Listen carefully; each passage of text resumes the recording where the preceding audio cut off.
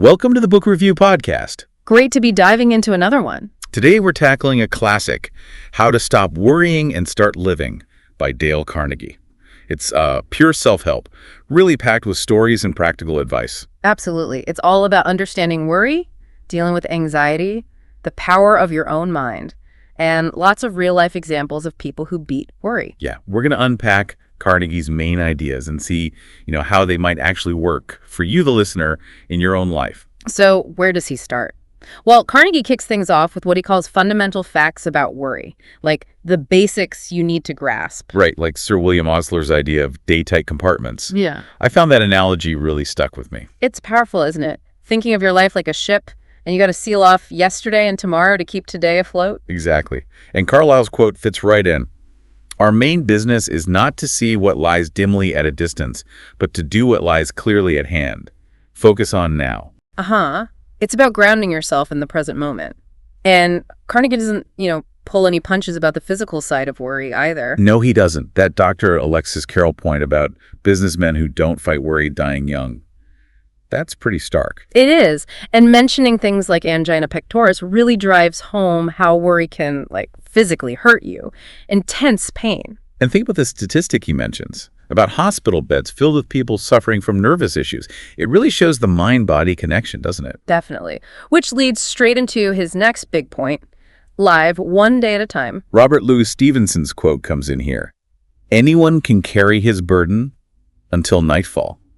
Makes it feel manageable. Yeah, just get through today. Carnegie uses Mrs. E.K. Shields' story. She went through a lot, but adopted this motto, every day is a new life to a wise man. That's a great motto. And apparently Horace said something similar way back. Right. It's timeless wisdom. And Stephen Leacock's point about how we always put off living, hits home. And the story of Edward S. Evans nearly breaking down from worry until he learned to live in the present. It shows the real danger. So, okay, worry is bad. Live in the present. Got it. But how? When you're drowning in worry? This is where Willis H. Carrier's magic formula comes in. It's a 3-step process he used. Step 1, analyze the situation. Fearlessly. Honestly. What's the absolute worst that could happen? And that's crucial, isn't it? Naming the fear, taking it from this vague monster into something specific, even if it's bad. Exactly. You define it. Then step 2, and this one feels kind of weird at first. Reconcile yourself to accepting that worst outcome, if it has to happen. Right. Not giving up, but accepting the possibility, mentally preparing for it. Lin Yutang said peace comes from accepting the worst. Professor William James called it being willing to have it so. It's like you stop fighting the possibility of the worst thing. And that sort of frees up energy, doesn't it? Energy you were using to just resist and panic. Precisely. Which leads to step 3. Calmly put your time and energy into trying to improve on that worst-case scenario you've now accepted. Because you're not frantic anymore. You've faced the fear. Now you can think. Carnegie gives Carrier's own example, right? With that gas cleaning contract. Yeah, he accepted he might lose a ton of money, and then he could calmly figure out a solution that actually worked and saved the day. We see it too with that oil dealer being blackmailed. He faced ruin, accepted it as a possibility, then could think clearly enough to get legal help. And Earl P. Haney's story is wild. The guy with incurable ulcers decides to travel the world, brings his own casket. He basically did the formula without knowing it, accepted the worst, freed himself up to live, and amazingly, got better. It shows the power of just letting go of that resistance. Okay, so that's a powerful tool for specific worry situations. But what about breaking the habit of worry? Carnegie gives 6 rules for that. Rule 1. Crowd it out, keep busy. Sounds almost too simple, right? A little bit, yeah. But the psychology makes sense. Totally. Your mind can only really focus intensely on one thing at a time. So if you fill it with activity... Less room for worry. He tells that story about Marion J. Douglas after losing his daughters. Yeah, finding solace, building a boat, doing repairs, just keeping occupied. It gave him a mental break, And maybe a sense of accomplishment, too. And he mentions famous busy people like Churchill, Kettering, too busy to worry. Pasteur finding peace in libraries and laboratories. Even Army psychiatrists used activity therapy for shell-shocked soldiers. Occupational therapy, basically. It works. It doesn't have to be huge things either. Longfellow caring for his kids, translating after his wife died. Tennyson's line, I must lose myself in action lest I wither in despair. Wow. Powerful. Osa Johnson, going back to lecturing. Admiral Byrd's intense scheduling in Antarctica. Yeah. Structure and activity as anchors. Dr. Cabot called work a cure for the trembling palsy of the soul. And that story of Tremper Longman beating insomnia by just working hard. George Bernard Shaw had a funny take. The secret of being miserable is to have the leisure to bother about whether you are happy or not. There's some truth to that. Okay, rule number 2. Don't fuss about trifles. Don't let the little things, the termites of life, get you down. The small stuff. Kipling's story about the fight over hay. How something tiny can blow up and cause lasting resentment. Yeah, and Pericles saying, "Come, gentlemen, we sit too long on trifles." Still relevant today. The analogy of the giant tree killed by tiny beetles. It's often the accumulation of small worries that does the real damage, isn't it? Right. And I like the story of Charles Seifert making a whistle while stuck waiting with mosquitoes. Shift your focus. The bottom line is clear. Life is too short to be little. Don't waste energy on insignificant stuff. Rule number 3 is interesting.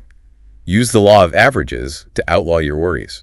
Basically, look at the actual odds. Yeah, step back and get some perspective. Carnegie mentions his own childhood fears being buried alive. Lightning strikes things that almost never happen. He points out how we worry more about those rare things than, say, common diseases. It's irrational. Lloyd's of London literally makes money betting against those unlikely worries people have. And that statistic comparing peacetime death rates to Gettysburg casualties. It really shows how worry blows risk out of proportion. Mrs. Salinger's story, 11 years of self-made hell over things that never happened. A cautionary tale. Even the Navy used stats about torpedo tankers to help sailors manage their fear realistically. Knowing the actual odds help. So examining the probability can sometimes, diffuse the worry. Okay, rule 4. Cooperate with the inevitable. Accept what you simply cannot change. This isn't being passive, right? It's about recognizing reality. Exactly. Carnegie talks about losing his finger as a kid and just accepting it quickly. And the elevator operator who barely thought about his lost hand. Adaptation. That inscription in Amsterdam, it is so. It cannot be otherwise. Just acknowledging what is. William James again. Be willing to have it so. Elizabeth Conley accepting her nephew's death in the war. The biscuit salesman accepting the risks of his job. Socrates facing death calmly. And Dr. Niebuhr's serenity prayer, of course. Grant me the serenity to accept the things I cannot change, courage to change the things I can, and wisdom to know the difference. That sums it up beautifully. It really does. Now, rule 5. Put a stop-loss order on your worries. A stop-loss, like in trading. Kind of. Decide how much worry something is worth, how much life you're willing to spend on it, and then stop. Cut your losses. Okay, I get it. Carnegie did this with his rejected novel, called it a noble experiment, and moved on. Thoreau's quote fits here: "The cost of a thing is the amount of life which is required to be exchanged for it." Don't overpay with worry. The Gilbert and Sullivan feud over a carpet. They let a trifle ruin their partnership because they didn't put a stop-loss on their anger. Right. Contrast that with Lincoln, who refused to hold grudges, or Jack Dempsey accepting his defeats and looking ahead.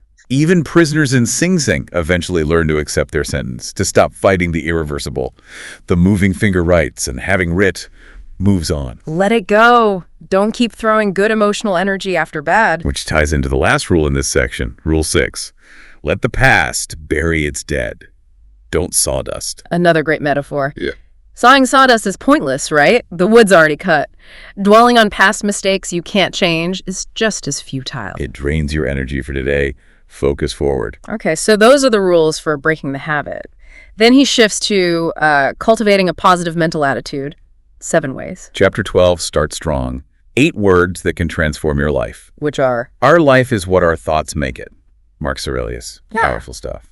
Absolutely fundamental. Your mindset shapes your reality. Carnegie stresses choosing the right thoughts, and he distinguishes between concern, which is constructive, and worry, which is destructive. Right, like Lowell Thomas, who had serious problems but kept a calm demeanor. He was concerned, not worried, sick. Chapter 13. It just hammers home Rule 6 again.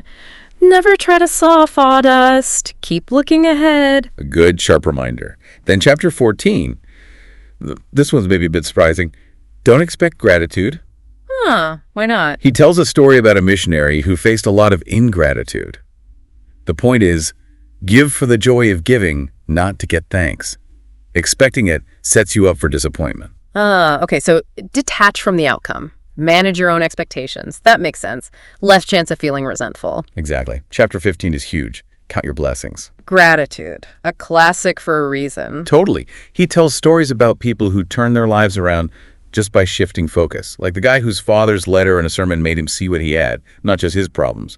Frank Whaley had a similar turnaround. Montaigne's quote fits perfectly. A man is not hurt so much by what happens as by his opinion of what happens. It's your perspective. And William James's idea, act cheerful. And you might start to feel cheerful. Fake it till you make it. Kinda. It can work. He contrasts the miserable woman in California with people like H.J. Englert, who chose cheerfulness despite illness, or that sergeant on Guadalcanal who just asked, what am I worrying about? Reframing. Focus on the 90%, that's right, not the 10% wrong.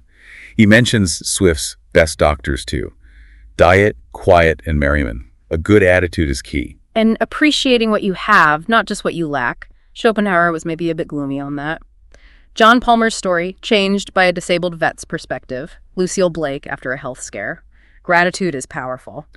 Chapter 16 is simple. Let's not imitate others. Be yourself. Authenticity. Dr. Fosdick's story of the caged canary wanting to be something else. It highlights the unhappiness of trying to fit a mold you weren't made for. Just be you. Chapter 17. When fate hands us a lemon, let's try to make a lemonade. Turning adversity into opportunity. Resilience. Yeah. The north wind making the Vikings stronger. Ole Bull, the violinist, finishing on 3 strings after 1 snapped.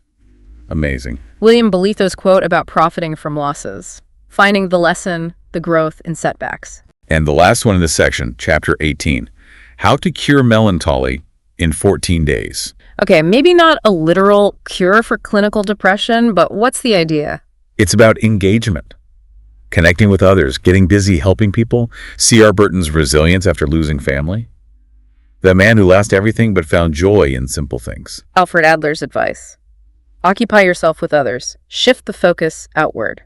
Carnegie also touches on faith here, how it helped people like Mary Cushman in the Depression, John Anthony facing a crisis, finding strength beyond yourself. Right. And he does briefly mention finding the right work and getting your finances sorted as other important ways to cut down worry. Practical stuff matters too. Definitely. Those are major stress points for a lot of people. Addressing them directly reduces worry. Then comes this incredible section, How I Conquered Worry. 32 true stories. We can't go through them all, but the variety is amazing. Yeah, just reading the names and snippets gives you a sense of the range. Roger Babson becoming optimistic, Elmer Thomas beating an inferiority complex. RVC Bodley finding peace in the Sahara, Dorothy Dick saying, I stood yesterday, I can stand today. J.C. Penney thinking he wouldn't see the dawn, Gene Autry keeping his supply lines open. E. Stanley Jones hearing a voice, Jack Dempsey calling worry his toughest fight, Reverend Wood learning from watching his wife wash dishes. Yes. So human. Louis Montet realizing time solves a lot of things. Connie Mack fearing an early grave from worry. Joseph Cotter looking for the green light. GRW, whose marriage was saved by a book. Paul Sampson realizing he was killing himself slowly. Frank Molnar on setbacks. Joseph Ryan accepting death, then choosing life. Ordway Ted becoming a great dismisser. Catherine Farmer not eating for 18 days from worry. Finding help in this book. Cameron Shipp learning to laugh at himself. Del Hughes, keep busy. Homer Croy and the Sheriff. Dr. Seuss's guiding sentence. Ted Erickson hitting bottom in Alaska. Percy Whiting realizing he was a world's biggest jackass from worry. Kathleen Halter praying not to go to an orphanage.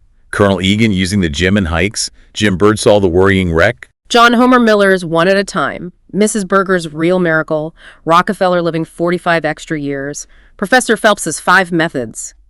It just goes on. It really shows that worry hits everyone in all sorts of ways, but there are so many paths out. Absolutely. It's incredibly inspiring to see that sheer volume of personal victories. And finally, Carnegie wraps up by listing 16 ways this book will help you. It's like a summary of the benefits, practical formulas, peace of mind, less financial stress, tons of inspiration. Yeah, he's really making the case for why you should engage with these ideas. It hits on exactly what listeners often want. Actionable stuff, aha, moments. And the book delivers, doesn't it? Through those clear principles and all those stories. It's very direct, very accessible. He makes these big ideas feel usable in everyday life. So that was our deep dive into Dale Carnegie's How to Stop Worrying and Start Living. We covered a lot of ground, from understanding worry to practical techniques and mindset shifts. Yeah, the core messages really hold up.